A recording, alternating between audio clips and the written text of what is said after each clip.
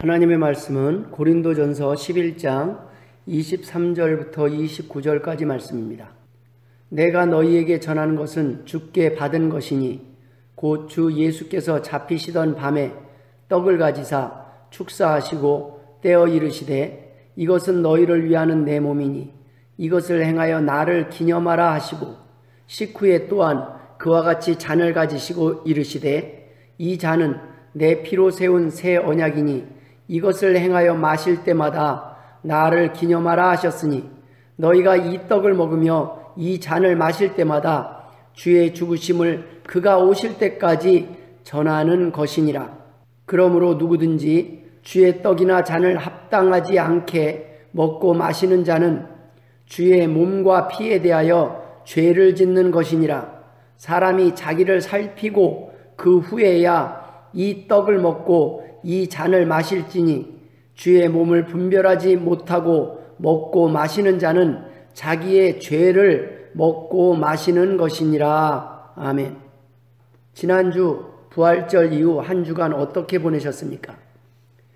부활절이 지난 후 벌써 우리들의 삶에서 부활의 감동과 기쁨은 희미해지고 다시 원래의 일상으로 돌아가지는 않으셨는지요? 지난주 성찬을 통해 우리에게 주셨던 그 큰 은혜와 감동을 벌써 잊어버리지는 않았는지요? 광야 이스라엘 백성들처럼 뒤돌아서면 잊어버리고 투덜대는 연약한 이스라엘 백성의 모습이 오늘날 우리들의 모습과 별반 달라 보이지 않습니다. 하지만 광야 40년의 여정은 이스라엘의 연약함의 증거요 하나님의 사랑하심의 증거였습니다. 오늘 우리도 사흘길이면 도착할 수 있었던 가나안 땅을 40년의 긴 세월 동안 훈련시키며 준비시키셔서 기어코 가나안 땅으로 인도하신 하나님의 사랑과 인내하심을 기억하며 흔들리지 않고 승리하시는 복된 성도들 되시길 주님의 이름으로 축원합니다. 오늘은 부활절은 끝나지 않았습니다 라는 제목으로 함께 몇 가지 은혜를 나누고자 합니다. 첫 번째, 부활절은 끝이 아니라 새로운 시작입니다. 여러분, 결혼기념일을 기억하십니까? 결혼기념일은 부부가 결혼한 날을 기념하는 날입니다. 처음 사랑, 첫사랑의 뜨거움을 잊지 않고 회복하자는 의미의 결혼기념일에 의외로 많은 부부들이 그날 마음 상하고 싸우는 날이 되곤 합니다. 왜냐하면 기대했기 때문입니다. 처음 결혼할 때의 초심을 회복하기는커녕 결혼기념일조차 잊어버릴 때가 많이 있기 때문입니다. 좋은 뜻으로 정한 기념일이 도리어 싸움의 화근이 돼버린 것입니다. 사실 많은 기념일이 그렇듯이 기념일조차 없다면 왜 결혼했는지조차 잊고 살아갈 정도로 이런저런 일로 바쁘게 살아갈 때가 많이 있습니다. 결혼기념일의 진정한 의미는 결혼기념일 그 하루를 기념함으로 모든 것이 끝난 것이 아니라 그 하루를 기점으로 다시 초심을 회복하고 첫사랑을 회복하고 살아가는데 그 의미가 있지 않겠습니까? 많은 기념일이 그렇습니다. 주님의 부활하신 날을 기념하고자 정한 그 부활절 때문에 부활절만 지나고 나면 다시금 일상생활의 삶 속에서 주님의 부활하심의 의미를 망각하고 살아가도 되는 것처럼 살아갈 때가 많이 있습니다. 그래서 우리는 주님이 부활하신 그날을 잊지 않기 위하여 매주 한 날을 주일로 정하여 함께 모여서 예배하는 것입니다. 과거 수도원에서는 주일로도 부족해서 성무 일과를 정해 아침, 낮, 저녁, 밤에 정해진 기도 시간을 정해놓고 날마다 규칙적으로 묵상하고 기도하며 주님의 부활과 고난을 잊지 않고 살아가려고 힘썼습니다. 이렇게까지 한 것은 바로 주님의 부활이 그만큼 중요하기 때문입니다. 주님의 고난과 부활은 분리해서 생각할 수가 없습니다. 많은 사람들이 부활의 기쁨, 구원의 기쁨만 누리려고 하고 주님이 당하셨던 고난, 주님이 지셨던 사명의 십자가는 외면하며 살아가고 있습니다. 주님의 고난을 기억하며 기념하는 것 또한 주님의 명령이었습니다. 오늘 본문 25절에 식후에 또한 그와 같이 잔을 가지시고 이르시되 이 잔은 내 피로 세운 새 언약이니 이것을 행하여 마실 때마다 나를 기념하라 하셨으니 바울은 주님이 십자가에 못 박히시던 그날 우리도 함께 죽었다고 고백하고 있습니다. 갈라디아서 5장 24절에 그리스도 예수의 사람들은 육체와 함께 그 정욕과 탐심을 십자가에 못 박았느니라. 주님과 함께 죽었다면 우리의 사명의 십자가도 회복되어야 합니다. 그럼에도 불구하고 우리는 부활절이 끝나면 너무나 빨리 부활의 의미를 잊어버리고 살아갈 때가 많이 있습니다. 여러분, 크리스천에게 있어서 부활절은 끝이 아니라 새로운 시작이 되어야 합니다. 왜냐하면 부활의 감동과 그 기쁨을 잊는 순간 십자가 밑에서 죽어야 할 우리의 욕심이 되살아나고 이 땅에 보낸 각자의 사명을 망각하며 살아갈 수 있기 때문입니다. 우리는 부활의 감동과 기쁨을 날마다 되새기며 기억해야 합니다. 날마다 새날과 새 땅을 바라보며 새롭게 하나님의 백성, 하나님의 자녀로 태어나 하나님의 자녀답게 살 수 있는 새로운 기회의 한날을 주심을 감사하며 살아가야 합니다. 두 번째 부활을 통해 우리는 인간의 의가 아닌 보혈의 공로로 영생을 약속받았습니다. 구원받은 성도들에게도 여전히 연약함과 죄성이 남아있기 때문에 인간의 의로는 구원받을 수가 없습니다. 주님께서는 타락한 인간들이 자신의 노력으로는 구원받을 만한 의인이 될 수 없음을 아셨습니다. 주님의 부활절을 보내고 한 주는커녕 단 하루도 지나지 않아서 넘어질 뿐 아니라 매주 드리는 주일 예배를 마치자마자 넘어질 때도 수없이 많이 있습니다. 우리는 주님을 믿고 나서도 목사가 되고 나서도 여전히 번번이 넘어지고 쓰러졌다가 다시 일어나기를 반복하며 살아갑니다. 새해가 시작될 때마다 수없이 마음을 단단히 먹고 깨끗하게 성실하게 살아보겠다고 결심을 해보지만 어떻습니까? 우리는 여전히 각자의 연약함을 드러내고 넘어지기를 반복하고 있지 않습니까?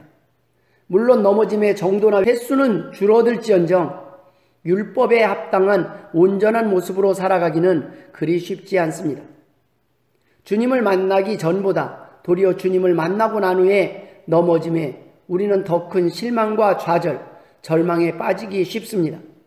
베드로가 주님을 부인하고 흘렸던 통곡의 눈물처럼 주님이 어떤 분이신지 너무나도 잘 아는 우리가, 하나님의 자녀된 우리가, 십자가의 보혈의 공로를 입은 우리가 여전히 주님을 실망시켰다는 사실에 우리는 몸둘 바 모르고 흐느낄 수밖에 없는 것입니다. 이것이 하나님의 자녀들의 특징입니다. 자녀이기 때문에 어떻게 살아야 할지 알기 때문에 사명을 잘 알기 때문에 넘어질 때마다 주님 앞에 한없이 죄송해하며 힘들어하는 것입니다. 사단은 이런 우리의 모습을 누구보다 잘 알기에 넘어질 때마다 이렇게 속삭입니다. 그래, 넌 그것밖에 안 돼. 내까짓 게 뭘 해?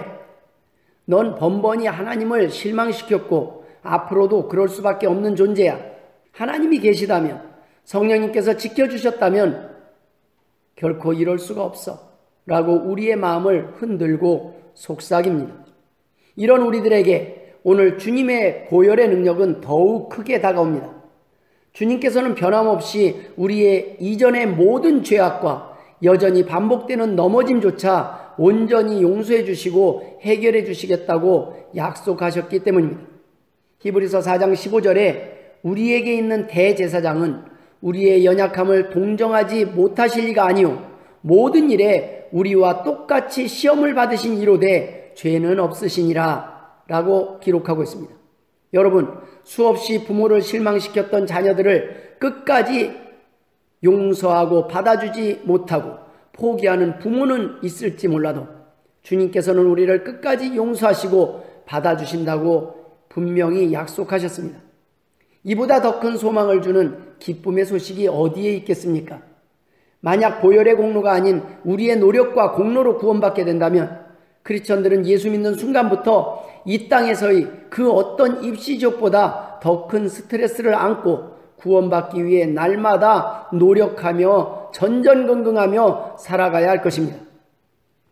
여러분, 다른 종교에서 또는 이단들이 자비를 강조하는 것과 기독교에서 사랑을 강조하는 것과 무슨 차이가 있습니까? 비슷해 보입니다. 하지만 분명히 다릅니다. 다른 종교에서는 타락한 인간이 자신의 결심과 의지로 덕을 쌓아 구원을 얻으려고 하지만 기독교는 오로지 보혈의 공로로만 구원받을 수 있다고 고백하기 때문입니다. 그렇다면 혹 어떤 사람들은 어차피 이러나 저러나 믿음으로 구원받을 텐데 이 세상에서 하고 싶은 거 다 하며 막 살다가 마지막 순간에 예수님을 영접하고 죽는 사람이 제일 복된 사람이 아닌가라고 생각할 수 있습니다. 그렇게 살아도 약속대로 구원은 받습니다. 주님이 지셨던 십자가 한편 강도가 그랬습니다. 하지만 그렇게 마지막 순간에 진심으로 복음을 깨닫고 주님을 영접하게 된 사람들이라면 그들은 공통적으로 좀 더 일찍 복음을 듣지 못하고 그리스도를 영접하지 못한 것에 대하여 그 누구보다 아쉬워하며 후회할 것이라는 사실입니다. 그들은 천국에서 상을 받지 못해서 아쉬워하는 것이 아닙니다. 주님을 위해 아무것도 하지 못한 것에 대해 죄송해서 아쉬워하는 것입니다. 주님의 사랑 그 큰 은혜를 받고서도 이 땅에서 아무것도 드린 게 없어서 안타까워할 수밖에 없는 것입니다. 죽을 수밖에 없는 죄인이 마지막 순간에 구원받은 것만으로도 영생 얻은 것만으로도 더 바랄 것이 없는데 우리가 무엇을 더 바라겠습니까? 무엇이 아쉽겠습니까? 단 한 가지 아쉬운 것이 있다면 그것은 이 땅에서 받은 은혜에 비해 주님께 아무것도 드린 것 없이 주님께 가는 것이 부끄럽고 아쉬운 것입니다. 오늘 우리가 드렸던 찬양 나의 기쁨 나의 소망 되시며 그 찬양에는 이런 고백이 있습니다. 나의 기쁨 나의 소망 되시며 나의 생명이 되신 주 밤낮 불러서 찬송을 드려도 늘 아신 마음뿐일세. 여러분, 이것이 성도의 마음입니다. 마지막 순간에 주님을 만나든 10년 전에 만나든 50년 전에 만나든 모든 하나님의 백성들은 늘 아쉬운 마음을 가지고 살아가야 합니다. 하나님께서 우리에게 조금이라도 그 큰 은혜를 보답할 시간과 기회를 주셨음을 아는데 어찌 기쁘지 않을 수 있겠습니까? 세 번째, 부활하셔서 승천하신 이후에도 성령님의 도우심으로 회복되어 하나님께 영광 돌릴 수 있게 되었습니다. 주님께서는 떠나시며 오순절 성령 강림을 약속하셨습니다. 보혜사 성령님께서 오실 것이라고 말씀해 주셨습니다. 주님께서 이 땅에 우리만 남겨두신 것이 아닙니다. 이 땅에 오셔서 고난받으셨고 부활하사 승천하신 것으로 끝이 아니라는 말씀입니다. 주님의 피로 구원받았으나 여전히 죄에 오염되어 타락한 우리들의 심령을 감화시키고 성화시키는 데 있어서 성령님의 도우심이 반드시 필요함을 아시기 때문입니다. 구원받은 백성들이 구원받았으니 구원받은 백성답게 살고자 하는 것은 당연합니다. 그러나 여러분은 구원받은 백성답게 넘어지지 않고 잘 살아가고 계십니까? 한 번쯤 이런 의문을 가지셨을 것입니다. 나는 왜 그럴까? 목사인 나는 왜 그럴까? 사모인 아내는 왜 그럴까? 저 사람은 크리스천인데 왜 그럴까? 왜 아직도 여전히 연약한 모습으로 넘어지며 살아가고 있을까? 최용덕 씨의 오늘 나는이라는 찬양의 고백을 살펴보면 말씀대로 살아야 할 줄 알면서도 말씀대로 살지 못하는 자신을 향해 반복하여 왜 오늘 나는 이라는 질문을 던지고 있습니다. 왜 그럴까요? 그 가사 중에 보면 왜 나의 입은 사랑을 말하면서 왜 나의 마음은 화해를 말하면서 왜 내가 먼저 져줄 수 없는가? 왜 내가 먼저 손해볼 수 없는가? 오늘 나는 이라는 가사의 고백이 있습니다. 많은 사람들이 이 찬양을 드리면서 함께 눈물을 흘리며 회개하는 이유가 무엇일까요? 공감하기 때문입니다. 바로 이 모습이 우리의 모습이기 때문입니다. 보혈의 공로로 거듭났지만 우리는 여전히 넘어지며 다시 일어나기를 반복합니다. 아직도 변화해가고 있는 미완성의 모습이 우리들의 모습이기 때문입니다. 만약 여러분이 이전에 죄악된 삶에서 벗어나 새롭게 변화되어 선을 행하며 의롭게 살아가고 있다면 여러분의 삶을 통해 그 영광이 하나님께만 돌려질 것입니다. 그러나 예수 믿고 선을 행하며 넘어지지 않았다고 해서 남들보다 의롭게 살고 있다고 생각해서 자신의 노력과 결심으로 살았다고 착각한다면 그것은 교만입니다. 우리를 깨끗게 하시는 분, 의롭게 하시는 분은 하나님뿐이시기 때문입니다. 우리가 의롭게 사는 것이 아니라 성령님께서 우리가 의롭게 살도록 인도하신 것입니다. 즉 하나님의 백성은 하나님의 도움 없이는 단 한순간도 깨끗하게 살 수도 없고 넘어지지 않을 수도 없었던 것입니다. 시험에 들지 않게 깨어 기도하라고 말씀하신 이유는 기도를 통해서만 시험에 들지 않을 수 있기 때문입니다. 넘어지지 않을 수 있기 때문입니다. 하나님께 도움을 구하지 않고는 시험을 피할 수 없기 때문입니다. 여러분, 연약할수록 엎드려야 합니다. 구해야 합니다. 여러분, 그냥 보호해 주시면 되지 왜 꼭 기도해야 지켜주실까요? 하나님께서 도와주셨음을 고백하게 하기 위해서, 하나님께 영광 돌려야 함을 분명히 하기 위해서입니다. 마가복음 14장 38절에 시험에 들지 않게 깨어 기도하라. 마음에는 원이로되 육신이 약하도다 라고 말씀하셨습니다. 기도 없이 시험에 들었을 때 넘어진 것뿐 아니라 기도 없이도 의를 행했다고 생각하고 하나님께 영광을 돌리기는커녕 자신의 노력과 결심으로 의를 이루었다고 착각하고 사는 것 또한 교만한 죄요, 하나님의 영광을 가로채는 죄에 빠지는 것이기 때문입니다. 기도 없이 넘어짐도 죄지만 기도 없는 선행을 행했어도 그 공을 겸손하게 하나님께 영광 돌리지 않는 사람이 있다면 그는 자기 교만에 빠졌을 뿐 아니라 자신의 결심과 행위를 자랑하며 다른 넘어진 사람들을 비난하고 정죄하게 될 수 있습니다. 바리새인들의 의를 책망하신 것은 그들의 의가 잘못된 것이 아니라 그들이 의를 행할 수 있었던 것이 하나님의 은혜 때문임을 망각하고 하나님께 돌려드려야 할 영광을 자신이 받을 칭찬과 존경으로 가로챘기 때문입니다. 오늘 찬송 95장의 고백을 한 시인은 3절에 이어서 이렇게 고백합니다. 길도 없이 거친 넓은 들에서 갈 길 못 찾아 애쓰며 이리저리로 헤매는 내 모양 저 원수 조롱하도다. 길도 없이 거친 넓은 들에서 갈 길 못 찾아 애쓰며 이리저리로 헤매는 내 모양 저 원수 조롱하도다. 여러분, 이런 귀한 찬양을 고백할 수 있는 영성이면 대단한 영성의 소유자일 것이고 방황하거나 헤매거나 넘어지지 않을 것 같은데 여전히 이리저리로 헤매는 자신의 모습을 고백하고 있습니다. 여러분, 기도 없이 넘어지지 않을 방법이 없습니다. 은혜 없이 사명 감당할 방법이 없습니다. 여러분, 각자의 사명의 자리에서 방황하지 않기 위해서는, 넘어지지 않기 위해서는 쉬지 말고 기도하며 하나님께 은혜를 구하고 지혜를 구하고 도움을 구해야 합니다. 하나님께서 우리를 변화시키실 것입니다. 우리를 사용하실 것입니다. 하나님께 영광 돌리게 할 것입니다. 이런 귀한 기회를 우리에게 주셨는데 우리가 어찌 감사하며 기뻐하지 않을 수 있겠습니까? 말씀을 마무리 짓도록 하겠습니다. 저 또한 넘어지지 않아서 여러분에게 설교를 전하고 있는 것이 아닙니다. 우리는 자주 서로의 연약함을 보며 시험에 빠지곤 합니다. 그리고 역시 사람은 사랑할 존재이지 믿을 존재는 아니라고 말하곤 합니다. 맞습니다. 저도 역시 누군가로부터 용서와 사랑을 받으며 사는 존재일 뿐입니다. 저도 기도하지 않고 방심할 때는 넘어지고 방황합니다. 넘어지는 것은 저의 잘못이지만 그때마다 다시 깨닫게 하시고 회복시키셔서 다시 일어서게 하시는 분은 성령 하나님이십니다. 로마서 8장 26절에 이와 같이 성령도 우리의 연약함을 도우시나니 우리는 마땅히 기도할 바를 알지 못하나 오직 성령이 말할 수 없는 탄식으로 우리를 위하여 친히 간구하시느니라 라고 기록하고 있습니다. 성령님께서는 우리의 연약함을 도우실 뿐 아니라 우리가 마땅히 기도할 바를 알지 못할 때 우리를 위하여 대신 친히 간구하시기까지 하시는 분이십니다. 우리가 기도하지 않음에도 불구하고 넘어지지 않고 잘 살고 있는 것이 아닙니다.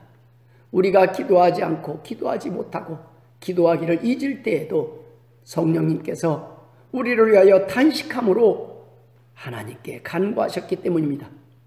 시편 37편 24절에 그는 넘어지나 아주 엎드러지지 아니함은 여호와께서 그의 손으로 붙드심이로다 라고 고백하고 있습니다. 여러분, 우리가 다시 일어날 수 있었던 것은 여호와께서 그의 손으로 붙들어 주셨기 때문입니다. 그런데 우리가 무엇을 자랑하겠으며 누구를 정죄하겠습니까? 오로지 하나님께만 영광 돌릴 뿐입니다. 혹 이 말씀을 듣는 여러분, 넘어져 낙심하고 절망 중에 계십니까? 의지할 곳이 없으십니까? 소망이 다 끊어져 이제 죽음밖에 남지 않았다고 생각하십니까? 오늘도 여전히 우리의 마음속에 찾아오셔서 역사하시는 성령님의 음성에 귀를 기울이고 다시 일어나 말씀에 순종해야 합니다.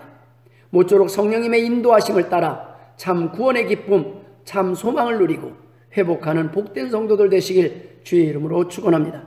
기도하겠습니다. 하나님 아버지 은혜를 감사드립니다. 우리가 기도하지 못할 때에도 말할 수 없는 탄식함으로 우리를 위해 기도하셨던 하나님, 남은 인생도 그 성령님의 도우심을 의지하며 살아가길 소원합니다.